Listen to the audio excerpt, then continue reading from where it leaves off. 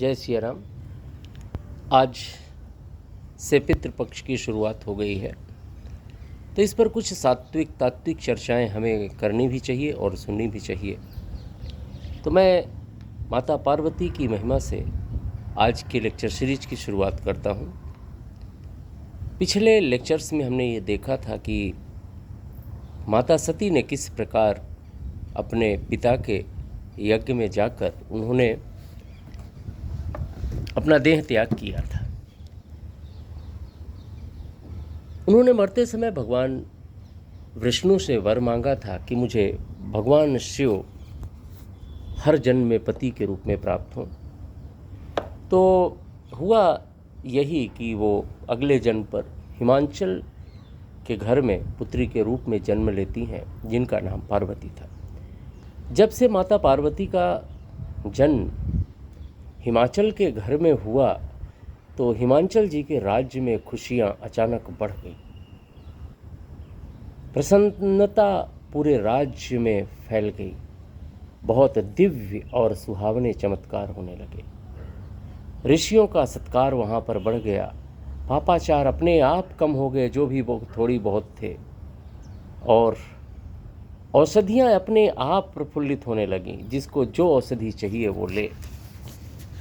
अब उस नगर का वर्णन किस ढंग से किया जाए जहाँ पर स्वतः आदिमा जगत जननी ने जन्म लिया हो। हिमाचल भी बहुत प्रफुल्लित रहने लगे।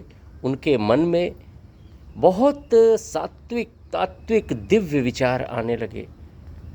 उनके राजमहल में भी एक अलग ढंग की सुवास बैठ गई थी।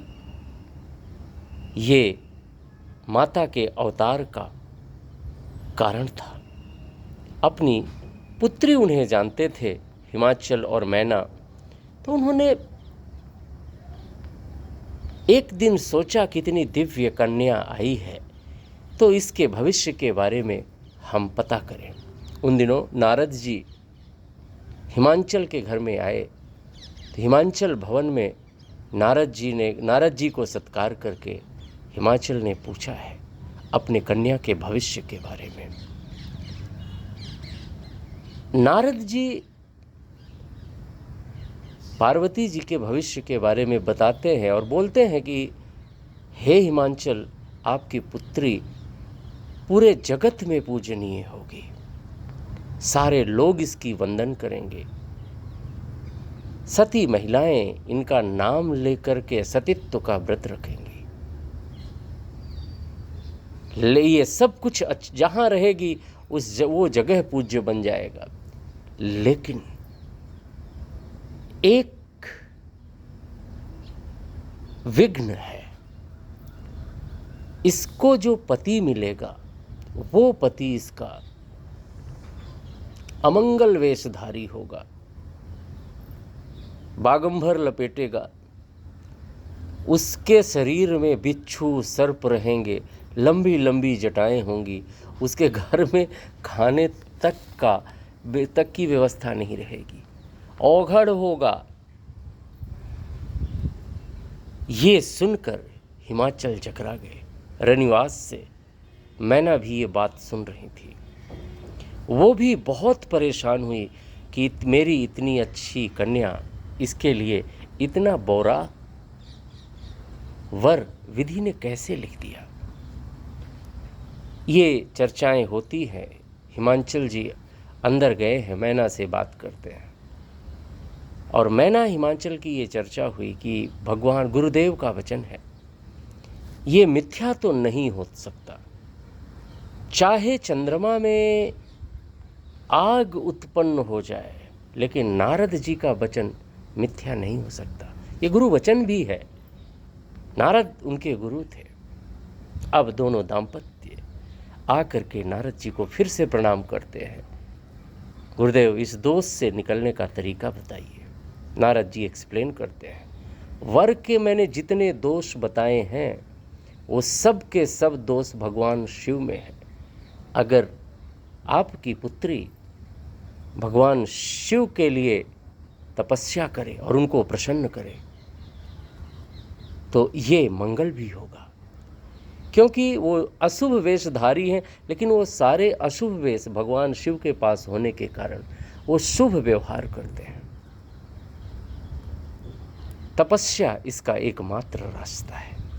नारद जी बोले कि अपनी पुत्री को बोलिए कि वो वन में जाकर तप करे और भगवान शिव को प्रसन्न करे। इतना कहकर नारद जी वहाँ से प्रस्थान करते हैं। बाद में मैना और हिमांचल बहुत परेशान होते हैं, लेकिन नारद की ये बात सुन करके एक अलग ढंग की प्रसन्नता माता पार्वती के चेहरे पे दिख रही थी। वो एक अलौकिक प्रीति थी जो पिछले जन्म में सती थी, भगवान शिव के साथ थी और अपने मिलन की कहानी को जानती भी थी। लेकिन लोकाचार पर जब ये बात उन्होंने सुना, माता पिता परेशान थे अंदर से, लेकिन कहीं पुत्री विचलित ना हो जाए इसलिए वो कुछ और रिएक्ट कर रहे थे। वहाँ पर पार्वती अंदर से खुश लेकिन बाहर से कुछ और रिएक्ट कर रही थी लोक लाज के कारण। वहाँ पे सारे व्यक्ति का व्यवहार कुछ अलग ही था। अब माता पार्वती जी को बुलाकर, अपनी बेटी को बुला करके मैना बहुत समझाती है और शाम के टाइम में सब संध्या वंदन कर व रात्रि का भोजन कर सब विश्राम करते हैं। सवेरे जब माता मैना पार्वती जी के पास गईं तो पार्वती जी बोलती है, माँ आज रात को मैंने एक सपना देखा। एक सुंदर वर्ण का विप्र मुझे स्वप्न में बोल रहा था कि हे शैलपुत्री, तुम जा करके तपस्या करो और तपस्या करके भगवान शिव को रिझाओ और वो तुम्हारे ऊपर प्रसन्न होंगे और शिव को वर के रूप पर प्राप्त करने के लिए आप प्रयास शुरू करो। नारद ने भी यही बोला था। मैना और हिमवंत पार्वती जी को जंगल में छोड़ते हैं कि जाओ बे पुत्री तपस्या करो। ये इस चीज को सोचने जैसी बात है। हर माता पिता अपनी पुत्री को तपस्या के लिए भेजता है। किस लिए? हॉस्टल में पढ़ने के लिए, रहने के लिए, प्रोग्रेस करने के लिए। और उस पर बच्चे तप करके बहुत अच्छे ढंग से निकलते हैं। यहाँ पर तपस्या का उद्देश्य भगवान शिव की प्राप्ति थी।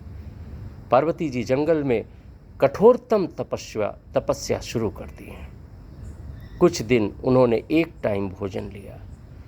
कुछ दिन तक, ये हजारों साल पर बात होती है, बहुत दिन तक उन्होंने बिना खाना खाए रहा। फिर उन्होंने पानी त्याग दिया। कुछ दिन पत्ते खा करके रहीं, सूखे पत्ते जो पेड़ के गिर जाते थे। कुछ दिन उन पत्तों को भी त्याग कर दिया। अपर्णा माता, इस ढंग की तपस्या माता पार्वती ने की है कि सारा ब्रह्मांड कंपायमान हो गया। उस तपस्या को देखकर ये देववाणी हुई कि हे पार्वती, आपकी तपस्या से हम प्रसन्न हैं। वर मांगो। कई तरह का प्रलोभन दिया गया, लेकिन माता पार्वती हिली नहीं। दृढ़ निश्चय था, जन्म कोटि सत रगड़ हमारी रहूं कुमारी, जन्म कोटि सत रगड़ हमारी वरऊं शंभु नत रहूं कुमारी। एक लाइन का थॉट था। कोई कुछ प्रलोभन दे, कोई कुछ, उन्होंने अपना ध्यान भंग नहीं किया। बाद में आकाशवाणी हुई है कि हे पार्वती, आप का तपस्या संपन्न हुई है। भगवान शिव आपको पति के रूप में मिलेंगे। आप तपस्या को थोड़ा शांत करें और घर की तरफ प्रस्थान करने के लिए विचार करें। इधर क्या हुआ, जब से माता सती का देहांत हुआ था तो शिव जी बहुत क्रुद्ध थे, बहुत दुखी भी हुए, बहुत परेशान थे। कहते हैं कि माता सती की देह को लेकर के, अधजली शरीर को लेकर के वो विश्व में भ्रमण किए हैं आकाश मार्ग से, और जहाँ जहाँ माता सती का शरीर गिरा था, वहाँ आज की समय पर वो दिव्य शक्तिपीठ है। माता वैष्णो धाम, ज्वाला माता, शारदा माता, कामाख्या माता आदि ये ऐसे जगह हैं जहाँ जहाँ पर माता सती का शरीर गिरा था। भगवान शिव कहीं जाकर खुद भगवान राम की कथा सुनाते थे, लोगों को भक्ति का उपदेश देते थे और कहीं जा कर के खुद सच्चरित्र सुना करते थे। भोले बाबा की स्थिति उस समय बहुत दुखदाई थी। वो बाद में तपस्या में बैठ गए थे।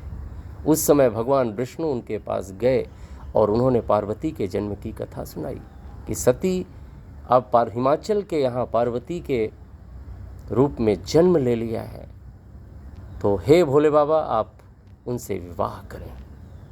भोले बाबा बोलते हैं कि माता पिता गुरु और प्रभु की वाणी जिस भी रूप में हो, उस रूप पर हमें उसको स्वीकार कर लेना चाहिए। आपकी आज्ञा सिरोधारी है। और इस समय पार्वती की तरफ उनका एक अलौकिक प्रेम उमड़ा है। सप्त ऋषि को बुलाया गया और पार्वती की परीक्षा लेने के लिए, प्रेम परीक्षा लेने के लिए उनको भेजा गया। सप्त ऋषि जाते हैं।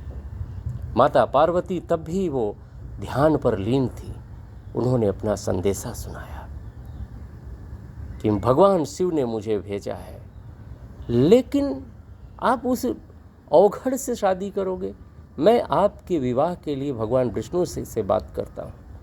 पार्वती ने बोला कि हे मुनिवर, अगर आप इतने ही इच्छुक हैं सबकी शादी कराने में, तो इस संसार में बहुत सारे वधू वर कन्याएं हैं, इनकी शादियां आप जाके कराइए। मेरे लिए तो केवल एक चीज़ है, जन्म कोटि सत रगड़ हमारी, वरों शंभु नत रहूं कुमारी। सप्तऋषि बोले हैं, धन्य हो माता, धन्य हो, ऐसा ही होगा और आपका विवाह भगवान शिव से होगा। अब आप ऐसा करना, मैं प्रेम परीक्षा लेने आया था, आप इस पर पास हुए, मैं भगवान शिव को ये मैसेज बोल दूंगा। आप अब केवल इतना करना, आप अपने घर जाइए, आपके माता पिता जैसे बुलाने आएंगे आप अपने घर जाना और आराम से रहना। ऐसा ही हुआ है। हिमाचल और मैना पार्वती जी को लेने आते हैं और वो पार्वती को लेकर के अपने घर गए हैं। और इधर भगवान शिव समाधि पर फिर से बैठे हैं, भगवान के ध्यान में मग्न होकर बैठे हैं। अब आगे का प्रसंग शिव पार्वती विवाह, ये हम लोग बाद में देखेंगे। जय श्री राम।